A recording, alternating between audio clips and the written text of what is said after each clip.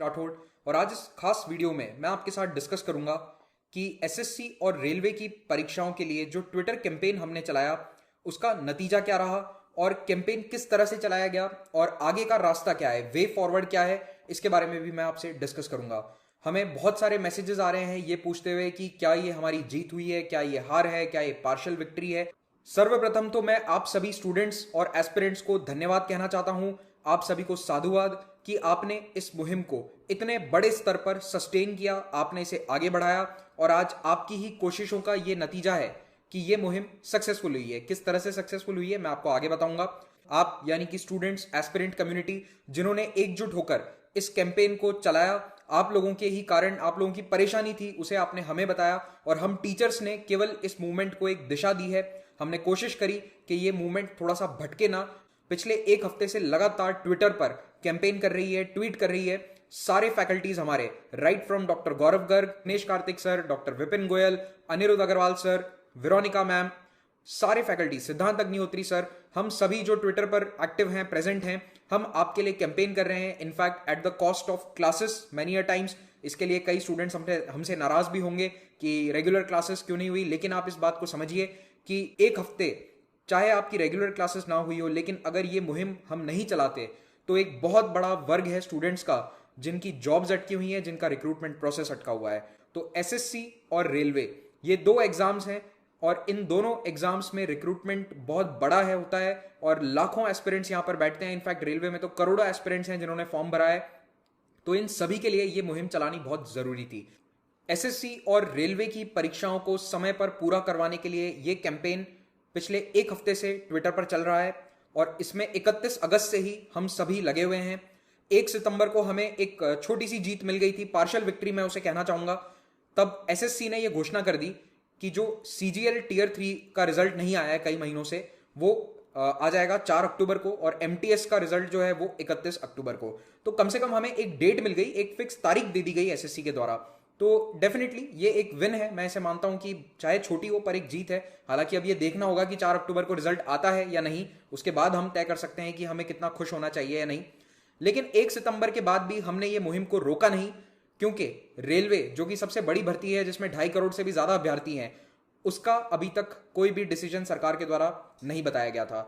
लगातार ट्वीट्स करने के बाद 5 सितंबर को ये ग्रैंड ट्विटर कैंपेन चलाने के बाद, आज के मैं आपको कुछ आंकड़े बता देता हूं जो मैंने खुद थर्ड पार्टी वेबसाइट से लिए थे और ट्विटर के ट्रेंड्स भी मैंने देखे थे।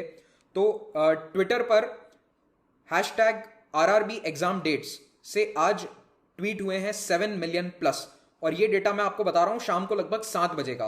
हो सकता है कि उसके बाद ये और ऐड हो गया हो। और एक बात और, पूरे दिन मैं ट्विटर पर था और मैंने खुद ये बात देखी थी कि कम से कम 4 मिलियन ट्वीट ट्विटर के द्वारा डिलीट किए गए थे।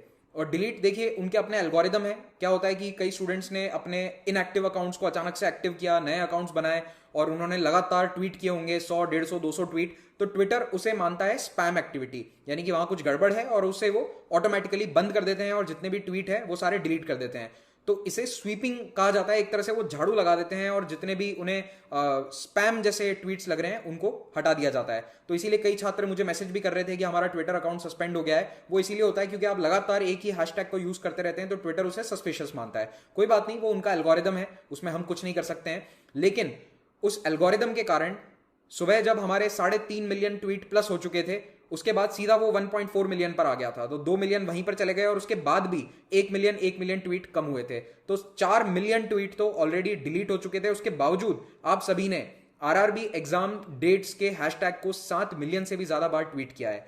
तो अगर वो डिलीट नहीं हुए होते तो ये आंकड़ा 11 मिलियन होता है। हमारा लक्ष्य क्या था? 1 करोड़, यानी कि 10 मिलियन, और हमने अचीव क्या कर लिया? 1.1 करोड़। और उसके अलावा भी बहुत सारे हैशटैग्स थे। इनफैक्ट टॉप 8 में जो 6 हैशटैग्स हैं, जो 6 टॉप ट्रेंड्स थे, वो सभी स्टूडेंट्स की डिमांड से रिलेटेड थे। जैसे कि स्टॉप प्राइवेटाइजेशन, और उसके अलावा स्पीक अप जो हमने एक नया हैशटैग दिया था वो नंबर 2 पर था, उसके भी 6 मिलियन ट्वीट थे। तो इस तरह से अगर आप सारे हैशटैग्स को काउंट करेंगे तो टोटल जो हैशटैग्स थे वो चले जाते हैं 1.5 मिलियन, यानी कि 15 मिलियन से भी ज्यादा, 1.5 करोड़ से भी ज्यादा ट्वीट्स हो गए थे। तो एक हफ्ते तक करोड़ों ट्वीट्स और कई दिनों तक लगातार ट्रेंडिंग में रखने के बाद सरकार पर दबाव पड़ा और 5 सितंबर की शाम को हमें इसका नतीजा देखने को मिला।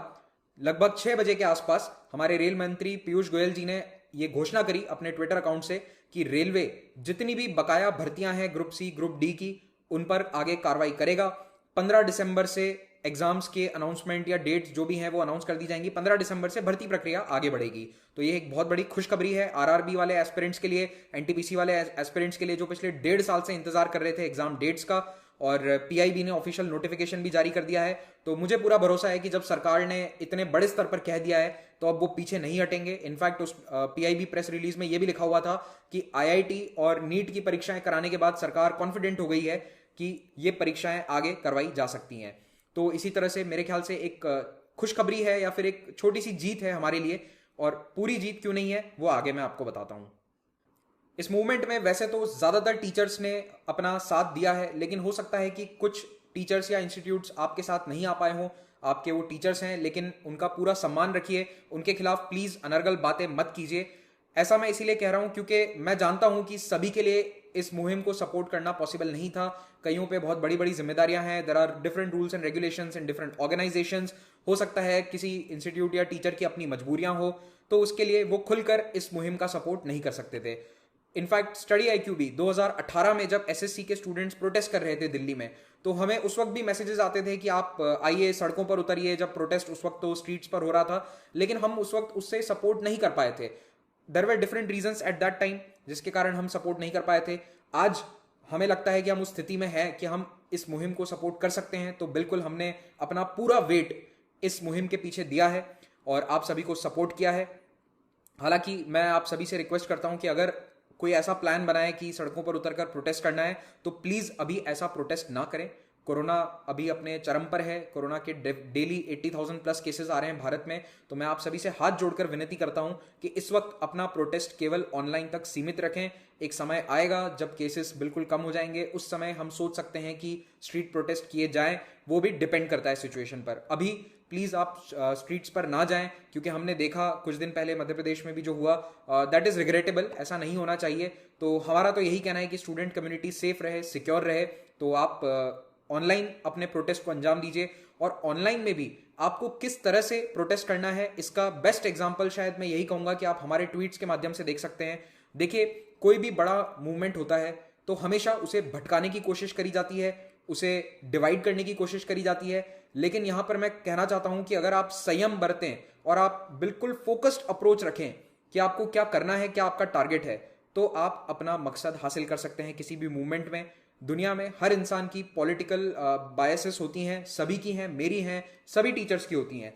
लेकिन 31 अगस्त और 1 सितंबर को हमने ये नोटिस किया था कि कई पॉलिटिकल लोग हैं जो इस मूवमेंट में आना चाहते हैं या फिर इसे मे बी हाईजैक करना चाहते हैं। तो हमने इससे बिल्कुल क्लियर रखने के लिए इस मूवमेंट को, अपने हैशटैग्स को बिल्कुल फोकस रखा। आपने नोटिस किया होगा कि कई सारे फेक हैशटैग्स भी चल रहे थे, तो उन सभी से हमने दूरी बनाए रखी।